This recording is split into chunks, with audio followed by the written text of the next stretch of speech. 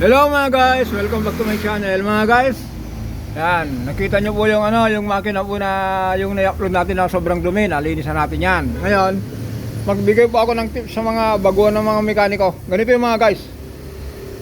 Di ba po naglalagay tayo ng tanda? Ito po, diskarte ni Mang Kanor ulit ito.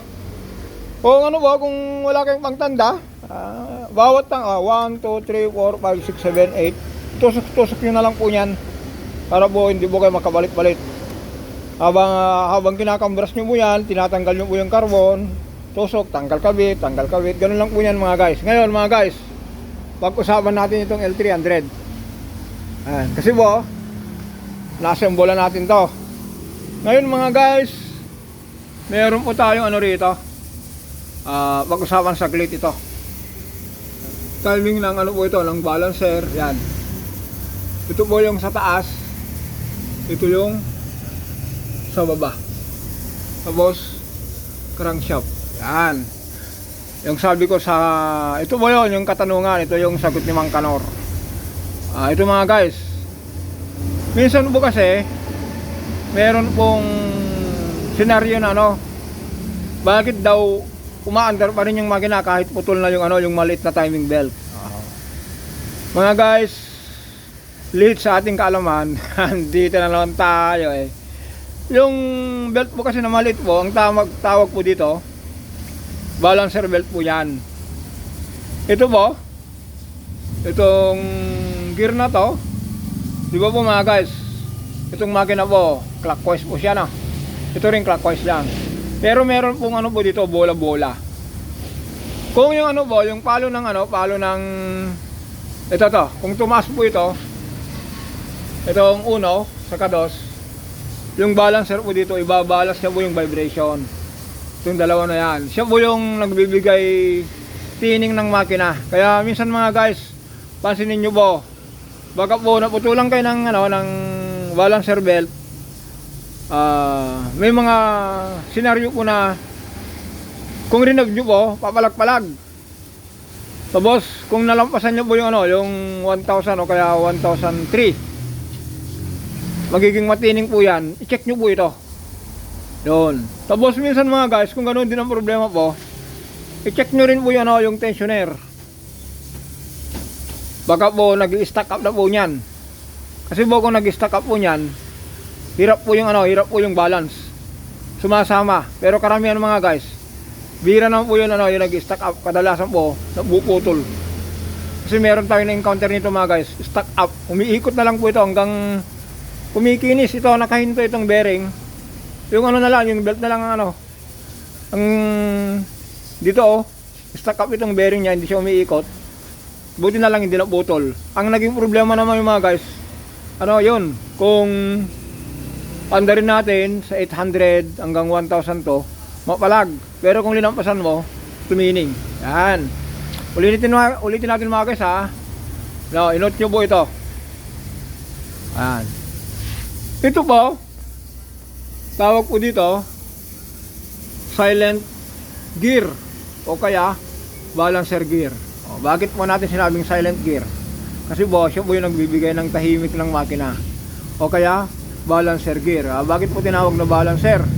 Kasi po mga guys, siya po yung kumukontra ng ikot po ng counterweight po ng ng sigunyal. Kung umikot po ito, iikot din po ito, pero meron pong bola para po makontra niya po yung vibration. Yan. Buti sana maganda sana guys kung nakalas natin yung yung habang sinasalpak natin, waliwanag natin. Kaya lang yun nga po, hindi ko pwedeng gawin yun dahil baka pagalitan tayo ng may-ari nito. Daldal na lang tayo ng daldal imbes na matapos na, hindi pa dahil dun sa vlog natin. Kasi meron yung ganyan mga guys, meron tayong dating ganyan na imbes na gawin ng isang oras, magiging kalating araw sa lahat ng posisyon, anggulo, pinapakita. Pero ito ngayon mga guys, pagkismisan na lang natin. Yan. Tapos mga guys, bukas po, abangan nyo po ito, meron po tayong, kasi po ito, sunod-sunurin natin, sunod-sunod na gagawin natin dito kasi nasembola natin yung itong black. Yan. Pininturaan natin yan. Kasi sabi ng may-ari, Jess, Habang nakababa, pwede ba tinturuan mo lang muna para makita ko yung mga tagas kung halimbawa may tagas. Yan.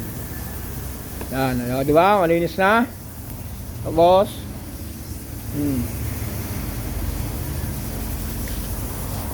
linis na. Tapos, yung cylinder head, na rin po niyan. Ready to patong. Dito na naman tayo. Ito mga guys, ang ginawa ko nito guys, yung may-ari naman po, willing naman. Sabi ko sa kanya, sir, bumili ka ng cylinder head, overhauling gasket po ng Federal kasi maganda ang gasket po niyan. Para po magamit natin yung mga gasket po dito. Halimbawa po, yung gasket ng oil pump, gasket po ng side cover, gasket po ng ng injection pump. Tapos, yun po, yung mga oil seal. Tapos, ginawa ko sa kanya, pagkatapos sir, bumili ka ng original na cylinder head gasket. Ito po mga guys, po ito? Jakarta, carbon type, Mitsubishi. Ito po. Yan. Yan nakalagay po. Jakarta, Indonesia. Yan. Ito po kasi yung yung nakalagay sa overhaul gasket. Pero ulitin natin mga guys, balikan natin ito. Yung mga nagtitipid minsan mga guys, ito sikreto ni Mang Kanor. Dito na naman tayo since 2000, nung kalakasan po ng New Express, L300 Adventure, yung mga gamit doon L300 sa Adventure, kadalasan po napuputol yung yung balancer belt. Meron akong customer, sabi niya, Jess, pwede bang tanggalin yung yung balancer belt kasi baka mamaya maputol niyan, idadama niyo yung timing belt. Sabi ko, walang problema sir, ikaw ang may-ari po niyan. Sasabihin ko lang sa'yo, magkakaroon lang ng vibration, huwag mo nang pansinin yung vibration, tanggalin mo yung yung balancer belt. Okay, dahil yun ang niya, tinanggal natin mga guys.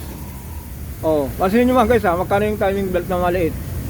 More or less 2K yung ito, more or less 1K. Yung oil seal nito, more or less 500. Dalawa na po yan. Di malaki yung natibid niya, pero pinagtiyaga niya yung vibration. Yan. Ito po, tip ko po ito sa mga nagtitibid. Pwede po yan. Yan. Kasi po, minsan po kasi mga guys, yung mga ibo po, sabi nila po kasi bomba daw ng langis ito. Hindi po, ulitin natin. Ito po, balancer. Ito po yung counter weight po niyan. Balancer po niyan. Silent gear o kaya camshaft gear. Sorry. Balancer gear or silent gear. Siya po yung nagbabalance ng vibration. Ayan. Abangan nyo ito nga guys. Itong steering pump nya, hiwa-hiwalay. Ewan ko pa kung mabubuo pa natin to. Kasi hindi natin nagbigyan pansin. Yan. Kasi sabi ng may-ari nito, Jess, sabay mo na nga lang yung overhaul yung yung power steering ko kasi matigas. Yan. Bukas po abangan nyo ito mga guys. Habang kung may salpak na natin yung cylinder head, pagkatapos dito tayo sa steering pump. Pagkatapos ng steering pump po, yan. Ganito ginawa natin to. Ginak natin yung yung nang mataas. Itong makina, natin dito, susulong dito natin padaan. Dito. Marami pa tayo rito, marami pa tayong mga ikabit. Yung camshaft. Yan. Kaya ang ginawa natin kasi dito guys, water pump, palit na rin tulan yan. Starter, bago natin ipalinis natin to para maganda po ang start niya matining. Yung wala yung makina kasi andyan yan. Tapos mga guys, ulitin natin. Pagkatapos nito, ewan ko kung alin yung susunod dito. Puro tayo makina ngayon kasi yung manilaplo to kanina, yung transmission. Ito, Mirage. Yung uno po, tagal ko nang sinasabi na ito-troubleshoot natin dahil hindi naman tayo ang tawag dito, hindi naman tayo yung ba tawag doon, dalawang kilos kundi tayo lang. Ako lang. Ayun. In short, hindi natin makahati yung sarili natin. Yun ang tamang pananalita. Ito po kasi sinabi ko muna no, na sa troubleshoot ko. Abangan nyo po ito. Ito ba? Waiting na lang po yung pyesa nito. Mag-reminder na lang ulit tayo mga guys. Yung may-ari po nito. Bagaman nag-change oil ka ng 3 months. Baka naman po yung 3 months mo, sabi ko nga po kung pang-grab po ito, kung 500 km per day mo, times na lang natin sa sa 20 days yung isang buwan. 5 times 2. Kano po yun? Ilan po yun? 5 times 2. 10,000 na no? Dapat po monthly. Kung full synthetic yung ginamit mo, dapat po monthly, hindi po every 3 months. Para hindi po ma-contaminate po yung yung langis mo. Hindi po magkaroon ng ng parang chocolate oil flavor o chocolate flavor. Ulitin natin mga guys yung mga beginners na mga mekaniko, kung gusto nyo po diskarte ni Mang Kanor ganito. Habang binubunot nyo po yung yung balbula bawat isa, itusok nyo na rito. Yan po yung turo ko sa mga kasama natin dito. Okay, mga guys, wala na tayong rito. For the next video, 4056 soon to start. Bye bye.